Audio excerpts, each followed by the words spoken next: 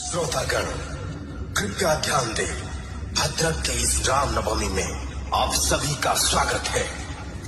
This is the biggest festival of Bhadrak. हर घर में अब एक ही नाम, एक ही नारा गूंजेगा,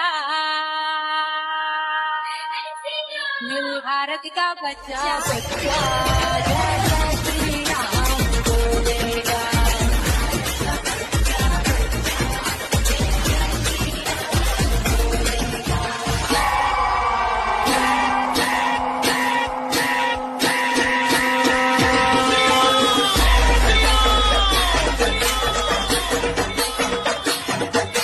आवाज दूर दूर तक जानी चाहिए। जय श्री राम। एक तरफ लक्ष्मण